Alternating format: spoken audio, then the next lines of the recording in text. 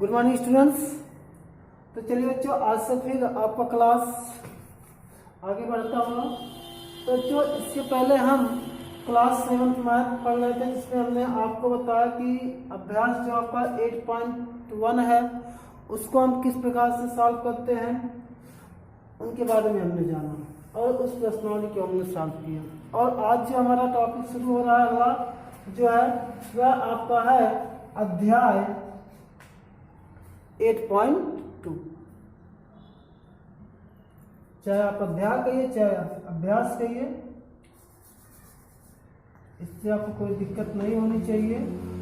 यानी जो आपका अभ्यास शुरू हो रहा है वह है 8.2, जिसमें आपको क्या करना है कि रेखीय समीकरण की तरफ से रेखीय समीकरण की तरह आपको कुछ कथन दिए जाएंगे। उन कथन को किस प्रकार से आपको लिखना है इसके बारे में हम जानेंगे। और मान लीजिए कोई वर्ड प्रॉब्लम दिया गया है, उसको हम क्या बनाएंगे, पहले रेखीय समीकरण के रूप में बनाएंगे और उसको हम हल करके x और y का मान निकालेंगे। जो कुछ भी आपको कहा जाएगा उसमें हम उसके अनुसार ही करेंगे। तो चलिए हम आते हैं 8.2 के सवाल नंबर 1 जो आपका है। इनमें कहा जा रहा है कि निम्नलिखित प्रश्नों में से सही विकल्प पर सही चिन्ह लगाइए। यानी हमें कुछ प्रश्न दिए गए हैं, उनमें हमें क्या करना है बच्चों, सही विकल्प पे सही का चिन्ह लगाना है। तो चलिए पहला सवाल हम आपको बताते हैं। तो चलिए बच्चों देखिए, जैसा कि आपका जो पहला सवाल है वो बोर्ड पे लिखा गया है। क्या है, किसी संख्या x और 7 का गुणनफल 28 हो तो वह संख्या बताइए। क्या कहा जा रहा है बच्चों कि मतलब कोई संख्या है x है और उसका गुणा अगर हम 7 से करते हैं तो हमें कितना प्राप्त होता है, 28 प्राप्त होता है। तो वह संख्या हमको बताना है कि x जो है कौन सी संख्या है। तो बच्चों चलिए इसको हम हल कर देते हैं। और देखिए आपका जो विकल्प दिया है वह ए नंबर क्या है, 5 है, बी नंबर 6 है, सी नंबर 4 है और डी नंबर हमारा 7 है। तो हम पहले इस प्रश्न को सॉल्व करेंगे, तब आपको हम बताएंगे कि कौन सा विकल्प आपका सही है। बिना सॉल्व किया इस प्रश्न का हल आपको हम नहीं बता सकते हैं, क्योंकि अंजादिया किसी भी तरफ यानी किसी भी सवाल को बिना हल किए आंसर देना उचित नहीं है। तो देखिए पहले आप जिस प्रकार से आपके सवाल में कहा जा रहा है आप उसी से आगे बढ़िए। क्या कहा, किसी संख्या x और 7 का गुणनफल, यानी x और 7 का गुणनफल कहा गया कितना हो, 28 हो। क्या हो, 28 हो। तो संख्या बताइए। तो देखिए बच्चों हमने उसके हिसाब से रख दिया, यानी x और 7 का गुणनफल किया और बराबर में कह दिया कितना है, 28 है। अब इसको हम हल कर सकते हैं। अब देखिए x का गुणा हम 7 में करेंगे तो कितना हो जाएगा, 7x बराबर हमारा कितना हो जाएगा, 28। और x बराबर जो हमारा हो जाएगा वह हो जाएगा 28/7। और जब हम 7 से 28 में भाग देंगे तो 7 चौके क्या आ जाता है, 28 हो जाता है। तो x का मान हमें कितना मिला बच्चों, 4। तो x वाला हमारा जो विकल्प होगा 4 वाला वह आपका क्या होगा, यानी कह देंगे कि हमारा जो विकल्प सी है वह क्या है, सही है। तो बच्चों यह रहा आपके पहले सवाल का आंसर। तो इसी प्रकार से आपको क्या करना है, सवाल को पहले आप सॉल्व कर लेंगे, उसके बाद विकल्प को सही करेंगे। चलिए अब दूसरा सवाल देखते हैं बच्चों क्या कहा जा रहा है। तो दूसरे सवाल में बच्चों हमसे कहा जा रहा है कि किसी संख्या में 5 से भाग देने पर भागफल 7 आता है। क्या कहा गया है, किसी संख्या में 5 से भाग देने पर। तो हमने मान लिया कि वह संख्या क्या है, x। तो हम पहले मान लेंगे कि माना संख्या x है। उसके बाद प्रश्नानुसार क्या कहा गया है कि उस संख्या में 5 से भाग देने पर जो भागफल आता है वह हमारा कितना आता है, 7 आता है। तो हो गया। तो हमें क्या बताना है, x का मान बताना है। तो वह संख्या क्या है, तो हमारा जो ऑप्शन है बच्चों वह है 5, 7, 5, 2, 35 और एक ऑप्शन हमारा है 7। अब देखते हैं हम कि इसमें कौन सा विकल्प हमारा सही होगा। देखिए जब प्रश्न के हिसाब से हमने सवाल को एडजस्ट कर दिया। अब देखिए x/5 बराबर हमारा कितना आ गया, 7। तो अगर यहाँ 7/1 मान लें, मान भी सकते हैं। तो यहाँ पे देखिए अगर इसका हम क्रॉस मल्टीप्लिकेशन कर देते हैं, यानी बज गुणनखंड जिसे हम कहते हैं, तो देखिए x में 1 का गुणा करेंगे तो x का नंबर कितना हो जाएगा 1, और 7 में 5 को गुणा करेंगे तो 7 5 35 हो जाएगा। तो देखिए बच्चों हमें x का मान यहाँ मिल गया, x बराबर 35। तो यहाँ ऑप्शन में भी हमारा जो तीसरा विकल्प है वह सही है। तो इस प्रकार से हम कह सकते हैं कि इस संख्या का दूसरा जो सवाल है उसका जो हल है वह कितना है 5 है। अब चलिए हम देखते हैं जो तीसरा नंबर सवाल है। तो बच्चों तीसरे नंबर सवाल में हमसे क्या कहा गया है, पहले हम सवाल को लिख लेते हैं उसके बाद हम आपको बताते हैं। तो कहा गया है यदि एक विषम संख्या विषम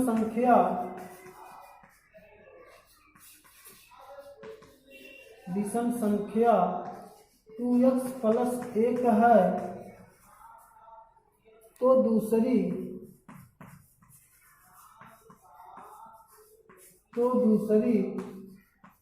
क्रमागत विषम संख्या होगी।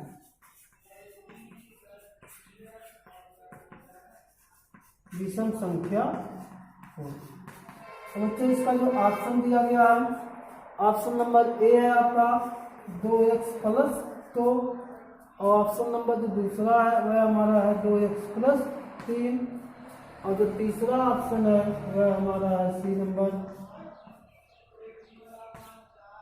2x, और जो हमारा फोर्थ नंबर यानी डी नंबर ऑप्शन है वह हमारा है x + 1।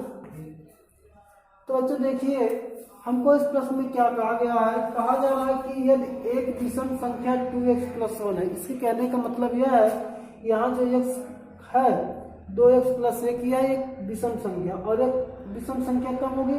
अब देखिए अगर हम यहाँ पे क्या करते हैं 2x + 1 है, अगर यहाँ x के स्थान पर हम कितना रखते हैं 1 रखते हैं तो 2 में 1 का गुणा करेंगे 2 का नम 2 और +1 3 हो जा रहा, यानी यह विषम संख्या है। तो हमसे कहा गया कि दूसरी विषम संख्या लगातार क्या होगी। यानी देखिए बच्चों अगर हम यहाँ पे विकल्प से सॉल्व करना चाहते हैं तो आपका सवाल आसानी से सॉल्व हो सकता है। यानी आपको एक बात याद रखना है, जब आपको विषम संख्या दी जाए और विषम संख्या कहा जाए, पूछा भी जाए कि विषम संख्या क्या होगी, तो उस संख्या में हम क्या करते हैं सम संख्या ऐड कर सकते हैं। यानी सम संख्या जो हमारा 2 होता है उसमें हम क्या कर देते हैं ऐड कर देते हैं। तो अगर इसमें हम 2 ऐड करेंगे तो 2x + कितना 2, एक अगर इसमें हम 2 ऐड करेंगे तो हमको कितना मिल जाएगा 2x + मिल जाएगा 3। अब देखिए अगर x का मान यहाँ पर हम 1 रखते हैं तो 2 का नम 2 और 3 हमारा कितना हो गया 5, यानी इसके अगली संख्या हमारी विषम संख्या हो गई। तो आपको क्या करना होगा, दूसरी विषम संख्या पूछता तो इसमें हम 2 के बजाय फिर उसमें 2x + 3 में क्या कर सकते फिर 2 ऐड कर देते हैं। तो यहाँ पे देखिए अगर यहाँ पे जो हमारा विकल्प दिया गया है वह आपको कौन सा सही होगा बी नंबर। अब यहाँ देखिए अगर x का मान हम 1 रखते हैं तो हमारा इस समीकरण को क्या करता है संतुष्ट है। यहाँ देखिए आप यही से देखिए दोनों हमारा मैच कर जा रहा है, तो ये हमारा इस समीकरण का क्या होगा हल होगा।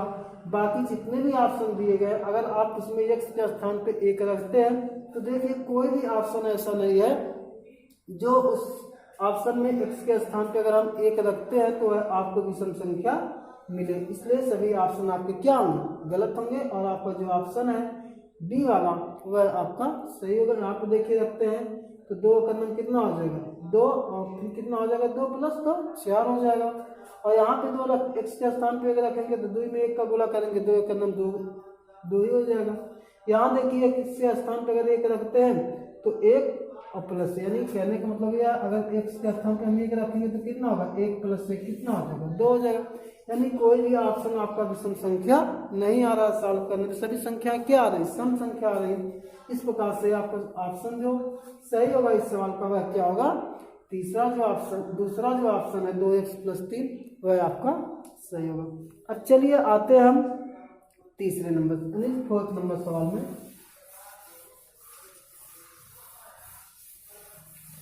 तो अच्छा फोर्थ नंबर का जो सवाल है तो इसमें आपसे कहा जा रहा है कि कुछ गणितीय कथनों को रेखीय समीकरणों के रूप में व्यक्त किया गया है। यानी कुछ आपके कथन दिए गए हैं और उसको जो है रेखीय समीकरण के रूप में व्यक्त भी किया गया है।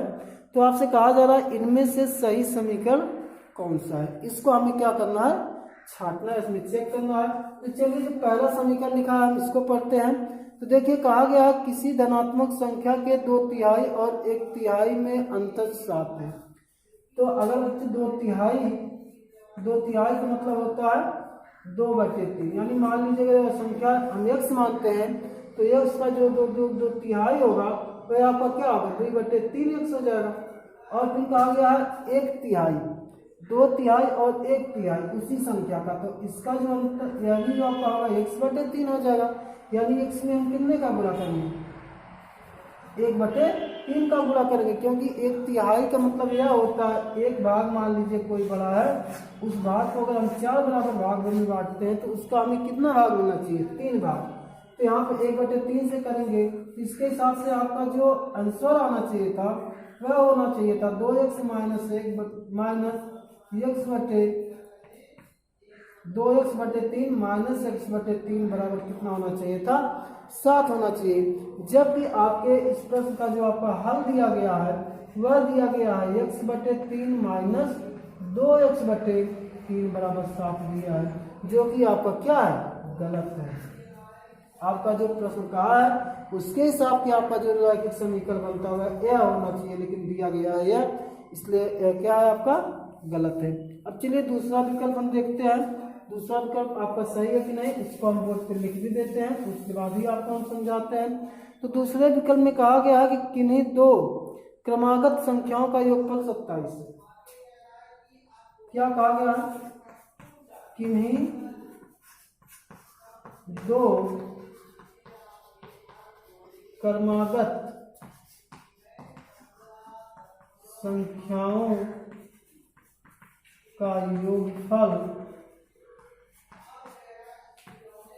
27 और इसको लिखा किस तरह से गया है, यानी जो इसका हल दिया गया है रैखिक समीकरण में वह आपको दिया गया है x प्लस कोष्टक में x+2 बराबर 27 की।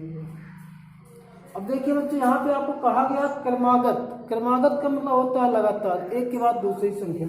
तो देखिए यहाँ x है तो x में हम कितना जोड़ेंगे, x में अगर पहले हम 2 थोड़ी ना जोड़ेंगे, पहले हम कितना जोड़ेंगे 1 जोड़ेंगे। तो इसके हिसाब से आपका जो प्रश्न बन रहा है उसके हिसाब से इसका आंसर होना चाहिए था x+1 बराबर क्या होना चाहिए था 27। तब यहाँ देखिए क्रमागत यानी x में हम 1 जोड़े तो हमारा यहाँ पे दूसरी संख्या मिलेगी। अब फिर तीसरी करते तो हम x+2 करते, तो यहाँ पे ऑप्शन आपका क्या है गलत है। यहाँ पे 2 के स्थान पे कितना होना चाहिए था, अगर 1 होता तो हमारे इस सवाल का आंसर इसके अनुसार क्या था, यह रैखिक समीकरण आपका सही होता। लेकिन यहाँ पे आपको 2 दिया गया है, तो अगर यहाँ सम भी कहा होता तब भी हम मानते सम, लेकिन यहाँ सम है ही नहीं, तो इस प्रकार से आपका क्या है गलत है। इसके बाद तीसरा आपसे कहा गया है जो C नंबर ऑप्शन है, इसमें कहा जाए किसी संख्या के दूने में 8 जोड़ने पर योगफल 50 है। इसमें आपको कहा गया है बच्चों देखिए किसी संख्या के दूने में 8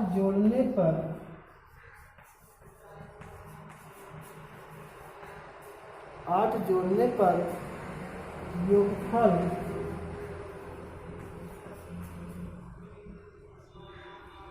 50। देखिए बच्चों, और इसके हिसाब से आपका समीकरण जो दिया गया है वह दिया गया है 2y + 8 बराबर 25। देखिए बच्चों यह आपका सही है, जिस प्रकार से आपके प्रश्न में कहा गया उसी प्रकार से आपका क्या किया गया रैखिक समीकरण बनाया गया है। तो देखिए क्या था किसी संख्या के दूने में 8 जोड़ने पर, तो दूने मतलब यह होता है कि उस संख्या में 2 से गुणा। तो देखिए यहाँ y मान लिया गया वह संख्या और उस y संख्या का क्या कर दिया गया दुगना और उसमें 8 जोड़ दिया गया, उसके बराबर में कितना कर दिया 50 कर दिया गया। तो आपका क्या है इसके हिसाब से जो है रैखिक समीकरण लिखा गया यह है आपका सही है। तो आप कह सकते हैं कि जो तीसरा नंबर विकल्प है हमारा सही है। तो इस प्रकार से आपके यह चौथे नंबर विकल्प का तीसरा प्रश्न आपका जो है वह सही है। तो चलिए अब आते हैं हम दूसरे नंबर सवाल पर। तो चलिए बच्चों अब देखते हैं कि दूसरा नंबर जो सवाल है आपके अभ्यास 8.2 का, उसमें आपसे बच्चों देखिए क्या कहा जा रहा है किसी संख्या का 1/2 कमा उसी संख्या के 1/4 से 15 अधिक है, संख्या ज्ञात कीजिए।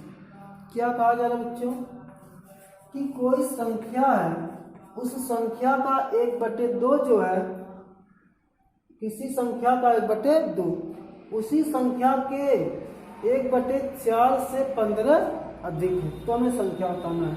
तो पहले हम मान लेंगे बच्चों, माना संख्या x है, क्या है, x है। अब चलिए क्या कहा जा रहा है, x किसी संख्या का 1/2 यानी 1/2 यानी x का 1/2 होगा, वह किसके बराबर है, कहा गया उसी संख्या यानी जो x है उसी संख्या के 1/4 की है, से कितना अधिक है हमारा, 15 अधिक है। तो क्या करना, हमें संख्या बताना। तो देखिए बच्चों, आपके प्रश्न के अनुसार से समीकरण बनाए, यानी प्रश्नानुसार आप कह सकते हैं x का 1/2 तो किसके बराबर है, x के 1/4 से कितना अधिक है, 15 आपसे कहा गया, तो इसको हमने आपको व्यवस्थित किया। अब देखिए इसको हम हल करते हैं।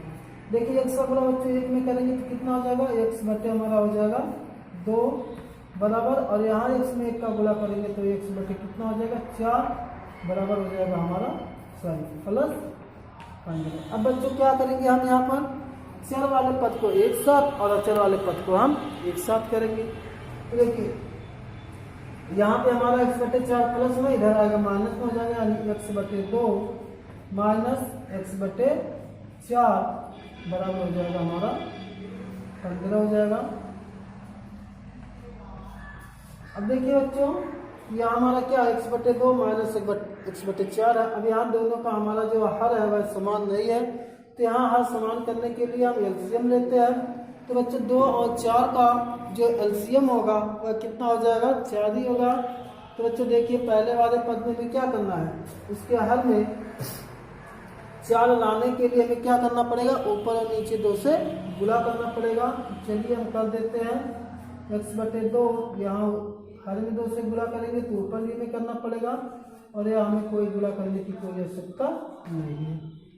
तो अच्छा देखिए इसको हम यहाँ पे इसके दाएं साइड में हल कर देते हैं। तो देखिए बच्चों जब 2x में 2 का गुणा करेंगे तो हमारा हो जाएगा 2x और बटे यहाँ नीचे 2 दूना 4 माइनस हमारा कितना है x/4 बराबर कितना मिल गया हमको सवाल 15।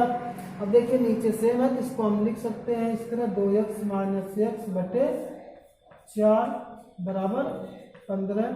अब देखिए बच्चे जब 2x में से 1 आपका जाएगा तो क्या बचेगा आपका x/4 बराबर आपका हो जाएगा 15। इसके बटे हम 1 मान सकते हैं। अभी हम क्या करेंगे, क्रॉस मल्टीप्लिकेशन यानी बज गुणन खंड कर देंगे। तो देखिए बच्चों x में 1 का गुणा करेंगे तो x करना कितना हो जाएगा x, और 15 का गुणा 4 में करेंगे तो 15 चौके कितना हो जाएगा हमारा 60 हो जाएगा। तो इस प्रकार से हमारा आंसर हो गया 60, यानी वह संख्या 60 है। अगर उसका हम क्या करेंगे, आधा करेंगे और उसके फिर 1/4 भाग में 15 जोड़ देंगे तो इसके क्या होगा, बराबर होगा। तो इसी प्रकार से बच्चों आपको क्या करना है, प्रश्न को जो आगे हैं आपको इसी प्रकार से आपको सॉल्व करना है। तो चलिए अब हम देखते हैं तीसरा नंबर सवाल। आप इस सवाल को नोट कर लीजिए।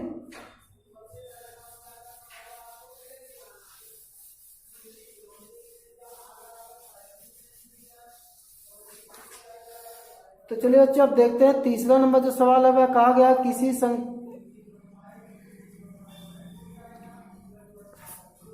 बच्चों जो तीसरा नंबर सवाल है वह कहा गया एक संख्या 7 से 4 बड़ी है, वह संख्या ज्ञात कीजिए। क्या कहा गया बच्चों तीसरा नंबर सवाल में, एक संख्या है वह 7 से 4 बड़ी है तो वह संख्या ज्ञात कीजिए। तो हम ये क्या करेंगे बच्चे, मान लेंगे कि माना वह संख्या x है। अब प्रश्नानुसार क्या कहा गया कि यह जो संख्या है वह जो है 7 से 4 बड़ी है, यानी 7 अगर इसमें बड़ी का मतलब इसमें हम 4 क्या करेंगे, ऐड कर देंगे तो x बराबर हमको कितना मिल जाएगा, 7 4 11 हो जाएगा।